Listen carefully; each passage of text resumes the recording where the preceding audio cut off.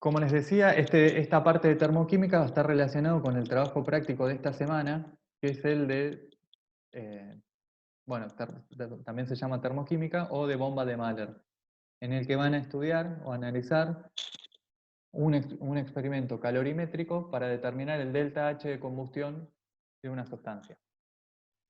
Entonces vamos a ver algunas nociones de termoquímica y cómo se utiliza la termoquímica para la determinación de cambios en las funciones de estado asociados ahora a un proceso químico. Hasta ahora lo que venimos viendo estudiamos los cambios en algunas funciones de estado asociados a procesos que podríamos llamar físicos. Expansiones, compresiones, calentamientos, incluso transformaciones de fase de sustancias puras. En este caso estamos interesados en algunos procesos en particular que involucran transformaciones químicas. O sea, hay una reacción química. Ya en esta parte de termoquímica dejamos de pensar en un solo componente. Necesariamente si el sistema experimenta una reacción química, por lo menos hay dos componentes, un reactivo y un producto. Y vamos a ver algunas relaciones particulares y cómo podemos evaluar a partir de experimentos calorimétricos algunas de las funciones de estado asociadas a los cambios producidos durante las reacciones químicas. ¿Sí? Entonces, vamos a ver en qué consiste un experimento termoquímico, algunas cuestiones sobre la medida de temperatura. Esto lo van a analizar más particularmente en el trabajo práctico de bomba de Mahler, que es el de esta semana, y vamos a repasar algunas nociones que ustedes ya tienen, ya traen de las químicas básicas, que están relacionadas con la regla de Hess, la entalpía de formación, y después vamos a introducir algo que quizá no vieron, pero es esto que les comentaba hace un ratito de la ecuación de Kirchhoff, que nos permite analizar cómo cambia el delta H de una reacción con la temperatura. Entonces, en termoquímica básicamente, ¿qué se hace? Bueno, la termoquímica comprende el estudio de las reacciones químicas en el marco del primer principio. O sea que todo el tiempo vamos a estar pensando en esta relación. Todos los experimentos van a rondar en torno a esta relación. Y se trata de experimentos calorimétricos, o sea, en los que uno mide o determina calores asociados a algún proceso. En termoquímica, a un proceso que involucra una reacción química. ¿Sí? De hecho, ustedes ya hicieron alguna calorimetría en años previos. Creo que hicieron el de delta H de fusión del agua, puede ser. E incluso determinaron delta H de neutralización. ¿Sí? Creo que lo hicieron, porque creo que se sigue haciendo en las materias de primeros años. ¿Se acuerdan de un experimento en el que ponían en un termo, creo que era clorhídrico e hidróxido de sodio, y determinaban el delta H de la neutralización a partir de la medida del calor involucrado en ese proceso? Bueno, eso que hicieron ustedes fue un experimento termoquímico, en particular una calorimetría. Esa que realizaron ustedes fue a presión constante, porque el termo que ustedes usaban la presión dentro de ese termo estaba equilibrada con la atmósfera. Entonces fue un proceso que ocurrió a presión constante. A diferencia de ese, la calorimetría que les proponemos analizar nosotros en el trabajo de bomba de Mahler es una calorimetría que ocurre a volumen constante, porque el proceso que estudiamos es la combustión de una sustancia. Bueno, pero siempre están involucrados en esos procesos calores. ¿Sí? Y lo que nos interesa son calores y cómo determinarlos y cómo van a estar vinculados esos calores con los cambios en las funciones de estado termodinámicas. ¿Sí? Sabemos que, a diferencia del calor y el trabajo, el delta U de un proceso depende solo del estado inicial y no depende del camino seguido. Entonces, cualquier proceso que nos permita transformar un sistema desde un estado inicial a un estado final nos va a permitir determinar en principio el delta U. Como dijimos recién, el estado inicial y el estado final para nosotros, en termoquímica, va a corresponder a la situación de reactivos y la situación de productos. ¿Sí? Entonces ya no es una sustancia que está a una temperatura inicial y termina a una temperatura final. Son los reactivos que se convierten en productos. Y el delta de U va a ser el cambio de energía interna asociado a la transformación química. Entonces, en principio lo que nos interesa es una reacción, donde, como dice acá, la vamos a escribir en general, ciertas sustancias que llamamos los reactivos, A y B, se transforman en otras que llamamos los productos. Y va a haber una relación estequiométrica entre el número de moles de A, de B, de C y de D, y aparecen estos coeficientes que son los coeficientes estequiométricos de la reacción. Bueno, necesitamos decirlo, ya saben todo esto, pero necesitamos reflejarlo. Entonces, podríamos decir que para el proceso, así como veníamos pensando en el estado, ¿se acuerdan que tratábamos de definir el estado inicial y el estado final de cada uno de los procesos que estábamos estudiando? Algunos relativamente simples, era el calentamiento, y igual nos preocupábamos de definir el estado inicial, el estado final, asociar una energía interna del estado inicial a una energía interna del estado final. Bueno, para este proceso en particular, que es una reacción química, también están definidas las variables de estado del estado inicial y el estado final. Si al inicio tenemos alfa moles de A y beta moles de B, esas van a estar a una determinada presión, que será la presión inicial, a una determinada temperatura. El sistema tendrá una determinada energía interna inicial, que va a ser alfa veces la energía interna molar de A, más beta veces la energía interna por mol de B. ¿Sí? Y lo mismo para la entalpía. Podemos determinar una energía del estado inicial, como alfa veces la entalpía molar de A en estas condiciones de presión y temperatura, más beta veces la entalpía molar de B en las mismas condiciones. Y lo mismo podríamos definir para el estado final. ¿Sí? Va a corresponder a una presión final, a una determinada temperatura, y correspondientemente la energía interna del sistema va a ser, que podríamos llamar del estado final, y lo mismo para la entalpía. ¿Sí? Entonces, en termoquímica vamos a tratar de medir o de vincular las cantidades experimentales con el calor, ¿sí? Y este calor va a ser el calor asociado a la transformación cuando alfa moles de A reaccionen estequiométricamente con beta moles de B y se forman gamma moles de C y delta moles de D. ¿Sí? Entonces, a partir de las determinaciones calorimétricas vamos a terminar, a finalizar determinando un calor asociado a la transformación que involucra esta reacción. ¿Sí?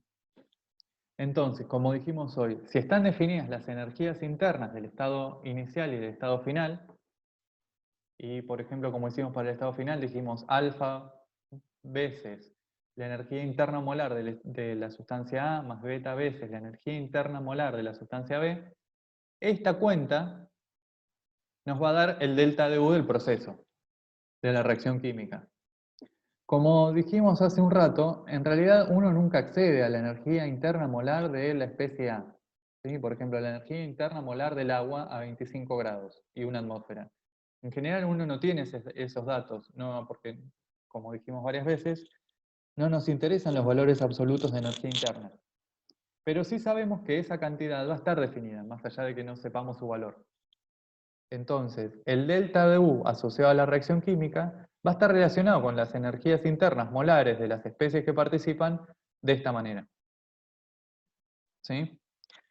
Entonces, fíjense que para que esté bien determinado ese delta de U, si lo pensamos como esta relación, el delta de U de una reacción química, necesitamos que esté bien definido los estados iniciales y finales. Y para eso, como dice acá, necesitamos definir y especificar para cada una de las sustancias que participan en la reacción cuál es la naturaleza química y la cantidad. ¿Sí? ¿Cuál es su estado de agregación? Si es sólido, líquido o gas. En el caso de soluciones, ¿cuál es la concentración? ¿En qué solvente se encuentra? Si tiene varios isómeros, ¿cuál es el isómero correspondiente que estamos analizando en esta reacción? Si tiene varias formas cristalinas, bueno, ¿cuál es la forma cristalina de la sustancia en esta reacción? Y en general se definen dos variables de estado. Normalmente la presión y la temperatura.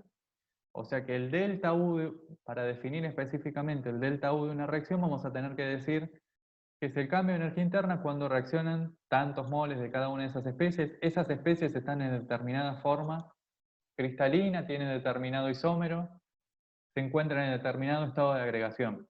¿Sí? Porque, por supuesto, la energía interna molar del agua líquida a 0 grados va a ser diferente de la energía interna molar del agua sólida a 0 grados. Entonces, si la reacción involucra agua líquida o agua sólida, esta cuenta va a ser diferente.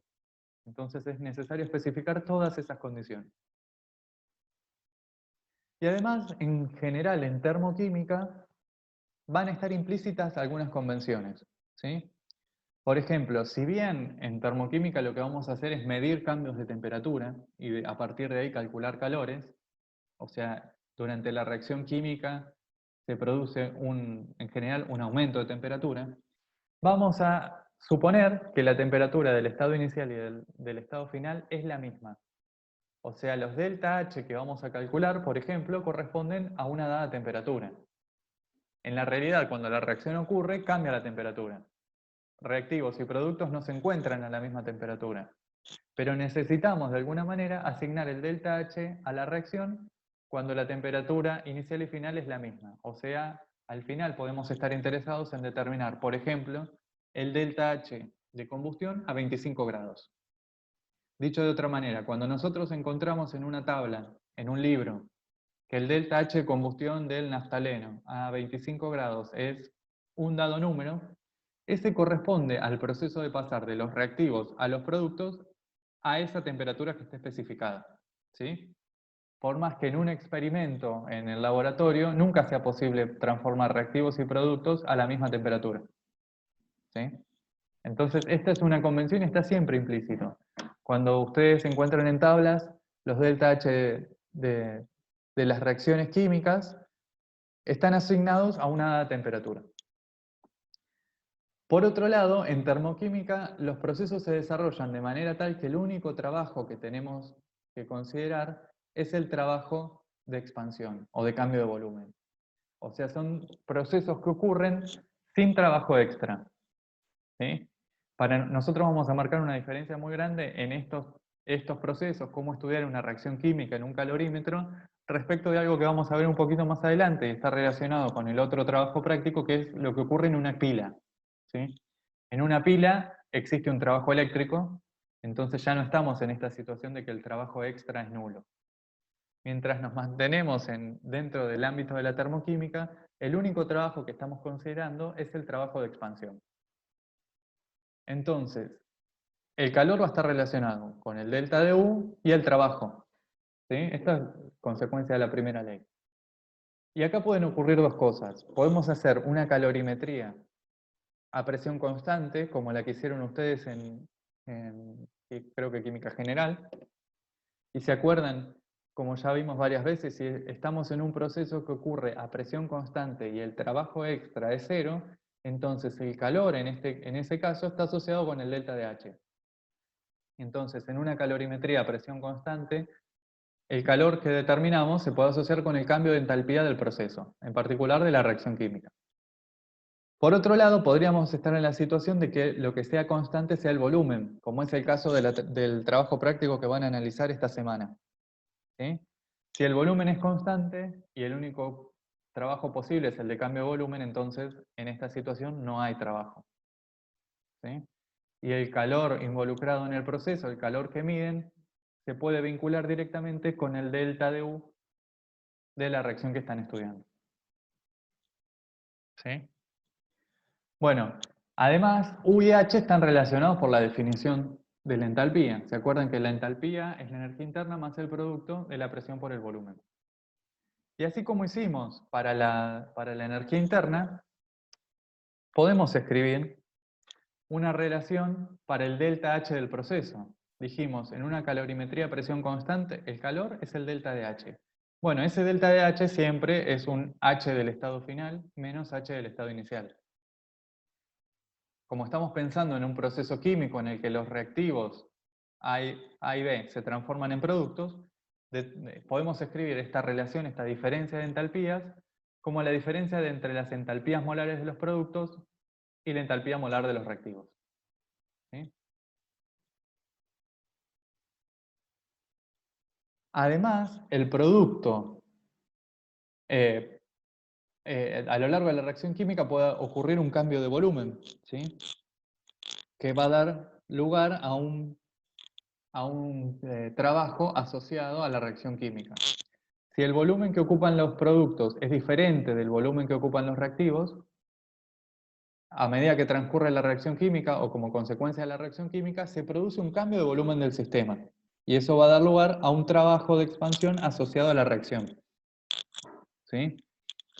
Si estamos en una calorimetría a presión constante, ese trabajo va a ser la presión por el cambio de volumen. Y este cambio de volumen es el volumen que ocupan todos los productos y el volumen que ocupan todos los reactivos. ¿Sí? Por supuesto, el cambio de volumen va a ser grande cuando las especies que estén involucradas sean gases. ¿Se acuerdan que ya analizamos varias veces que en el caso de fases condensadas, las transformaciones de fases condensadas que involucran líquidos y sólidos no tienen cambios de volúmenes apreciables?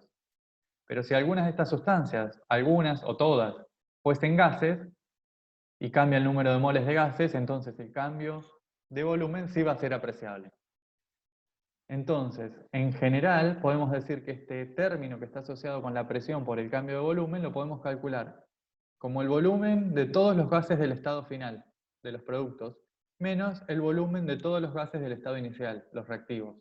Estamos despreciando la contribución que hacen al volumen las fases condensadas, por lo que vimos antes. Los gases ocupan mucho más volumen. Y si además podemos suponer que esos gases se comportan de manera ideal, ¿sí? Entonces, ese cambio de volumen lo podemos calcular, o el término presión por cambio de volumen lo podemos calcular como el cambio en el número de moles gaseosos cuando ocurre la reacción por RT. ¿Sí? Estamos escribiendo el volumen de cada uno de ellos y usando la relación de los gases ideales. Este cambio en el número de moles gaseosos va a ser el número de moles que haya de gases en el estado final menos el número de moles que haya de gases en el estado inicial.